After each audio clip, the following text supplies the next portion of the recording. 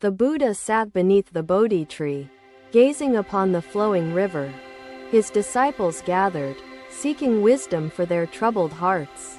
You grasp at reflections, Buddha said, thinking they are real, like illusions on water.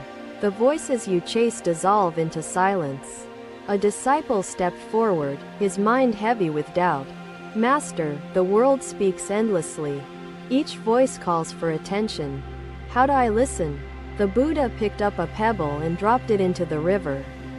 Watch, he instructed. See how ripples spread, then fade into stillness.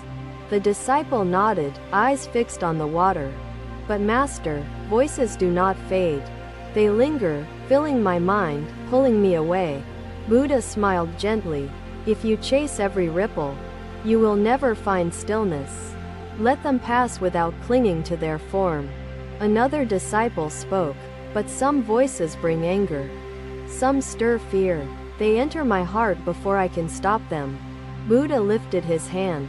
If a man offers poison, and you refuse, does it harm you? The disciple shook his head. Then do not swallow the poison of others, Buddha said. Let go of anger. It is not yours to carry. The disciples listened, their burdens shifting. One hesitated. Master, what if I must speak? What if silence allows harm? The Buddha picked up another pebble and gently placed it in the disciple's hand. Throw this into the river with care. The disciple obeyed, dropping it softly into the stream. Ripples formed, gentle and wide, touching the water without force.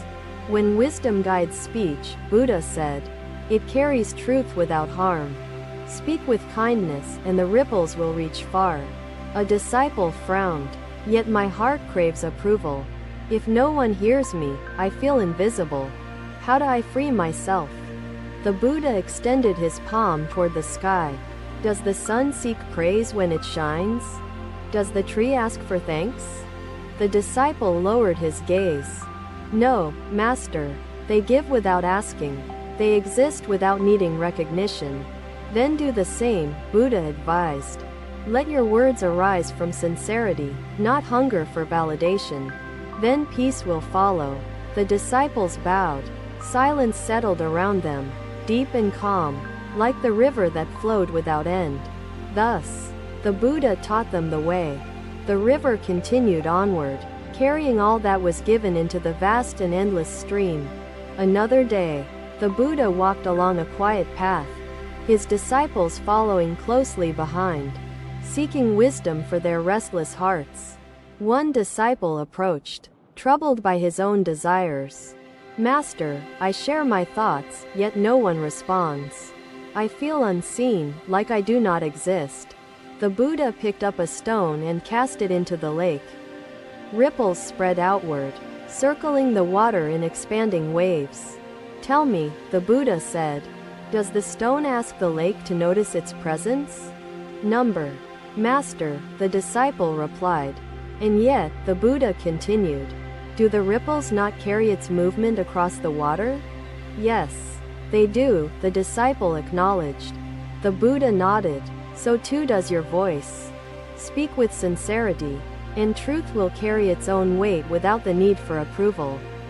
Another day, a different disciple came forward, speaking with longing in his tone. Master, I seek praise. Without recognition, I feel empty. The Buddha gazed at the rising sun. Does the sun wait for thanks when it shines upon the world? Number. Master, the disciple answered. And yet it gives warmth and light.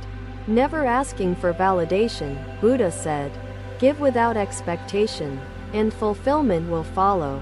Another day, a disciple hesitated before speaking. Master, I fear my words disappear.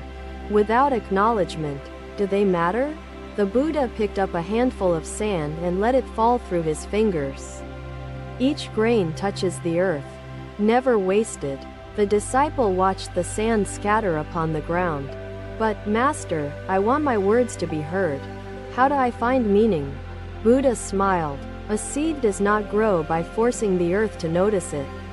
It rises naturally, fulfilling its purpose. Another day, a disciple spoke with frustration. Master, others gain attention effortlessly, yet my words vanish. Why do some voices rise above others? The Buddha pointed to the wind passing through the trees. Does the wind compete with the river? Does it diminish its own presence? Number. Master, the disciple replied. Then do not compare your voice, Buddha said. Speak with wisdom, and the wind will carry truth where it is needed. Another day, a disciple sighed, his heart burdened. Master, the silence feels unbearable. How can I exist without others affirming me? The Buddha placed a bowl of water before him. When the surface is still, does the water cease to exist? Number. Master, the disciple answered. Then do not mistake silence for emptiness, Buddha said.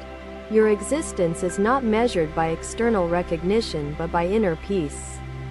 Another day, the Buddha sat beneath the tree, his disciples silent in contemplation. They carried his teachings, learning to speak with truth. Thus, the way was revealed, and the voice of wisdom echoed beyond the need for validation. Another day, the Buddha sat among his disciples, his eyes resting upon the rising sun, its light spilling across the quiet land. A disciple approached, his heart burdened. Master, I see falsehood and cruelty everywhere. My anger grows, yet nothing changes. The Buddha placed a cup of water before him. If the cup is full, what happens when more is poured? It overflows. Master, the disciple replied. Your heart is the cup, Buddha said. If filled with anger, it spills over, consuming your thoughts and actions. Another day, another disciple spoke. Master, when I confront ignorance, I am met with more hostility. My words return as fire.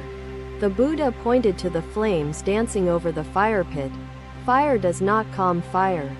It feeds upon itself, growing stronger. How then can I respond? The disciple asked, his brow furrowed. Water soothes fire, Buddha answered. Wisdom tempers anger. Speak not to conquer, but to illuminate. Another day, a disciple sighed. Master, hatred is everywhere. The world remains unchanged despite my efforts. The Buddha reached down and touched the earth. When a seed is planted, does it sprout instantly? Number. Master, the disciple said. Then be patient, Buddha advised. The smallest kindness ripples outward. Change begins within, then spreads beyond. Another day, another disciple approached, frustration clouding his face.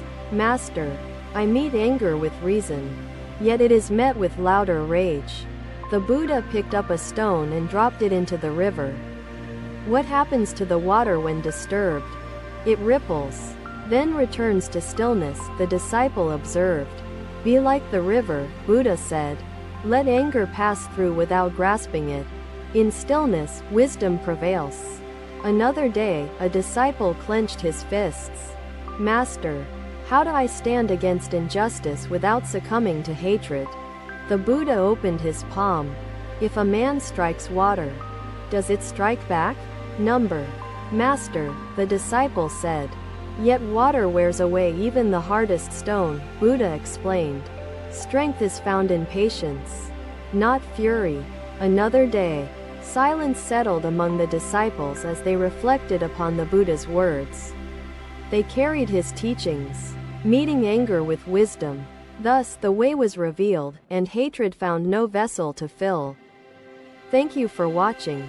Buddha's teachings are always with you. Subscribe to our channel and we will see you in the next video.